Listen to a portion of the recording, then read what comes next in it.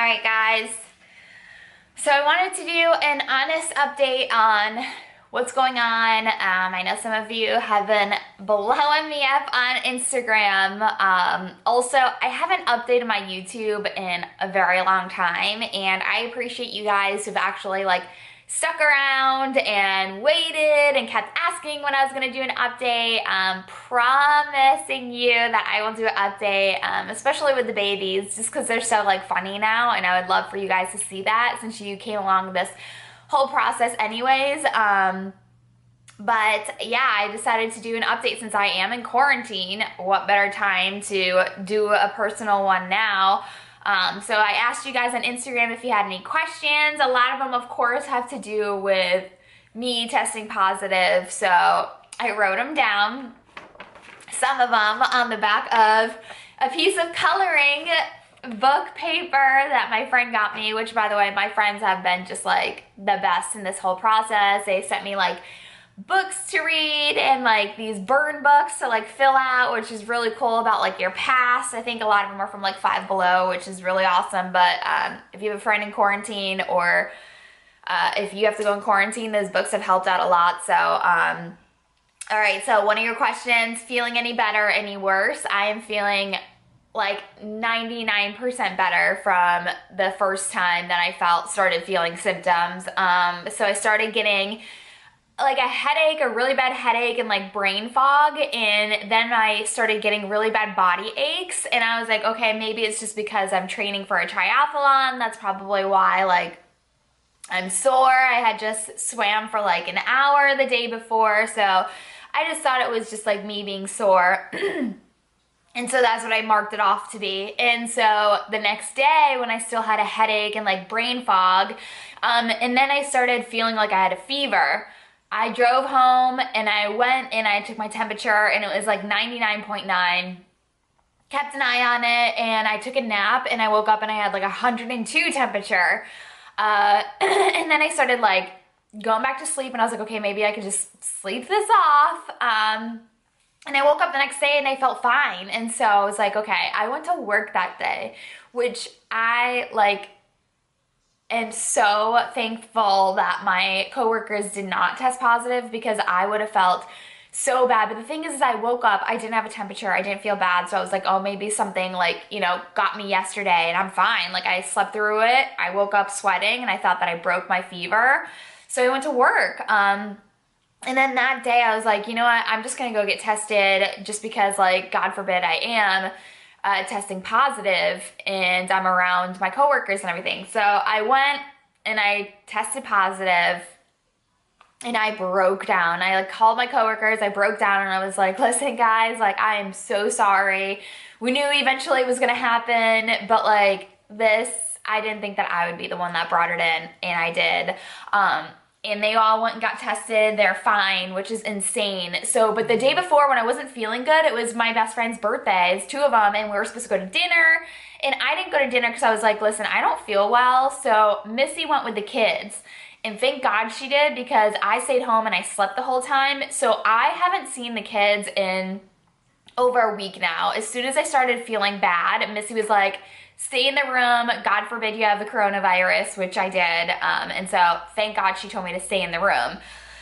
So I am feeling a lot better though. I have if you can hear it, I'm winded, or I just feel I have a tight chest and I have a cough. I have no taste or no smell, which is absolutely freaking me the F out. And I hate it, because I'm okay, every time I try to eat something, I'm this is pointless. Why am I eating? But obviously you have to eat to survive. How did you keep your family from getting sick? So that, I honestly, as soon as I started feeling sick, I stayed away from them, because I did not want my kids or my wife to get it if I had it, which I did. So as soon as I started feeling sick, I did not come near them. And luckily, Missy and I are together, so we're able to co-parent when we need to. So I don't know how you single parents are doing it. I give all my props to you guys, and it's just you are the real MVP if you are a single parent and you're dealing with this pandemic. When did I know I had COVID? Obviously the muscle aches, the body sores, and The temperature is what gave it away for me. And did you know where you caught it from? So this is like an ongoing question that I've been getting. The thing is that I went to a beautiful wedding that one of my best friends got married, and she did everything they could to keep everybody safe. So I don't know if I got it there. We also went out to dinner after the wedding, so I don't know if I got it there. I also have been going to the gym. I went and got my car wash that day. I got my gas that day. So I mean, like, honestly, I could have picked it up anywhere. I don't know. And what do I do throughout the day? So usually, like, the kids right now are outside playing with Missy. Missy has been like the freaking best taking care of both the kids, because I like feel so bad. That's like one thing mentally, nobody ever really talks about how mentally this kills you. Like, I was not okay the first couple of days.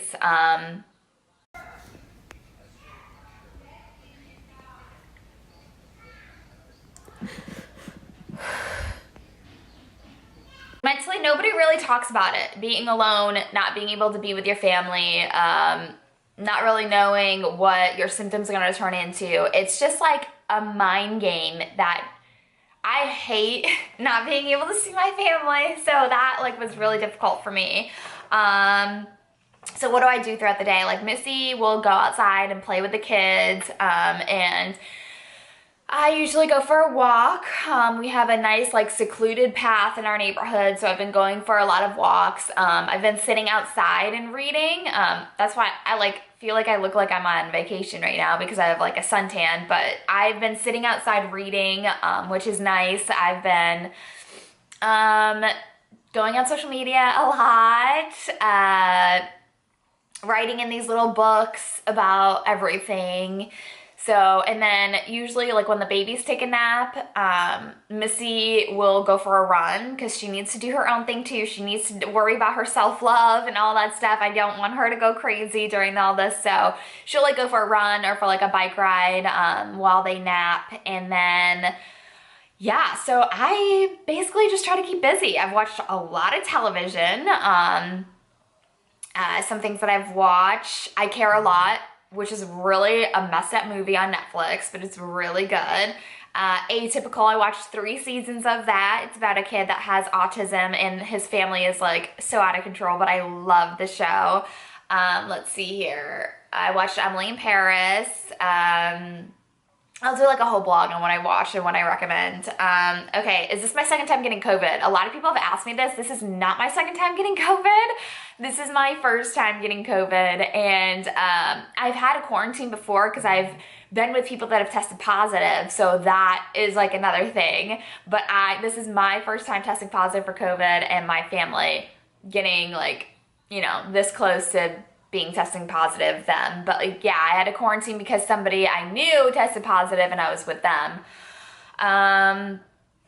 Let's see here. What triathlon am I doing? So a lot of you are concerned because I have been vocal about training for the sprint triathlon that I'm doing. So I'm doing one in April. That was over in Cocoa. That's the one that's scheduled in Cocoa. And then I'm doing one in July, which is kind of like in the Windermere area. I don't know how I'm going to be after this, to be honest. I'm kind of scared just because I was running 5 miles, I was biking 15 miles, I was swimming for like 45 to an hour, and now I'm like, this put me on my ass. So I have no idea how I'm going to be after this.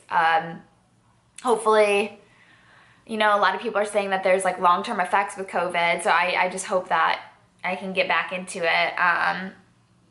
Let's see here. How am I feeling about the triathlons? Nervous, really nervous now. Let's see here. How did you decide who was carrying the babies? So something that has nothing to do with COVID. So when Missy and I went to our fertility doctor, they kind of like asked us a bunch of questions, and Missy's never like thought about being pregnant. I've always wanted to be pregnant.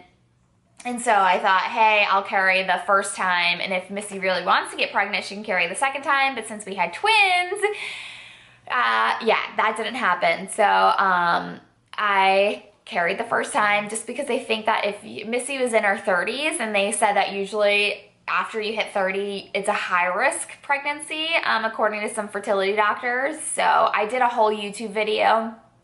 So I'll link that. If you want to watch the whole process of us getting pregnant, you can watch that. Let's see here. Did we want twins? Honestly, no. We did not want twins, but now I can't even picture my life without one or the other, and they are just like perfect together. And I am so thankful we had the twins because, like I said, I can't picture Sienna without Leo or Leo without Sienna. So I am so thankful that we had twins. How did I meet Missy? Another YouTube video for you to check out if you want to check that out. It's like a very long version if you want to watch that on how Missy and I met. Let's see here. My favorite podcast. So I love The Lady Gang. That is one of my all-time favorite podcasts to listen to. The Bitch Bible is really good and very vulgar and funny. So those are like the main two that I listen to back and forth. So Bitch Bible and the Lady Gang podcast. As you can see, it's like so hard to talk. And then obviously the Johnny Sauce podcast. If you're not listening to the Johnny Sauce podcast, you're missing out. So there's that. Let's see here. My suggestions to watch again. Atypical, I Care a Lot, Emily in Paris. What the heck did I watch? Oh, Cecil Hotel. I've watched a lot of older movies too, like Wedding Crashers, Bridesmaids. Those are like my favorite movies, my go-to movies to watch, especially if I've been like feeling like upset or depressed. Those are my go-to movies. Let's see here. Hardest thing about juggling radio and being a mom. So I would just say the schedule. It sucks because I do get up at 3 a.m. I love getting up that early and going to work and like having the rest of the day to kind of like run errands. The kids are in daycare, so I literally have a couple hours after work to either go to the gym, come home and nap, and just have like me time, which is really important, which I found out because before the kids were full-time daycare, it was nonstop. I was getting up at 3 a.m. I was going to work. I was coming home, entertaining the kids. Sometimes they weren't napping, so I would do all of that. But now that they're in daycare, it's great. So I would say just the schedule. It's unfortunate that Missy has to get them up and get them ready for like daycare every single day, and especially with 2 toddlers, it is a freaking mess. So sometimes like when she tells me what's going on in the morning, I feel so guilty. But yeah, I would say the schedule is what is the worst about juggling radio and being a mom. Again, if you know somebody that has COVID, my friends have been so wonderful checking in with me and making sure that I feel okay. So I would just check in with your friends because honestly, the mental mind game that it plays on you is just horrible. And I know that this is like something that I'm gonna have to deal with for a while. I mean, the fact that I have to go back into work and I've heard from people before that like others don't want to be around you because you've had COVID and all that. So, but hopefully when I go back to work, like everything will be back to normal and I can't wait. The wife is FaceTiming me with the babies. Hi. Hi, baby. Hi, babies. What do you guys eat? Is that a lollipop? I love you guys. Hi, babies. All right, guys. Sorry, the babies were FaceTiming me, so I don't even know where I was, but I feel like I said a lot in this YouTube, so I'm sorry for that. I'm also sorry for waiting so long to do an update. Let's see here. Yeah. So I appreciate you guys for sticking around, and this pandemic is some crazy nonsense, so let's just try to be safe. Keep living your life if you want to, like I have, and yeah, so I appreciate you guys and for sticking around and for following me on YouTube, following me on social media, for loving my family the way you do. And I promise you I will have an update soon. I cannot wait to squeeze my babies and I cannot wait to get back to normal life. And I appreciate you guys so much for checking in with me all the time just to see how everybody is. So I appreciate you guys so much. Sorry for saying so much and love you guys. I cannot wait to get out of this room.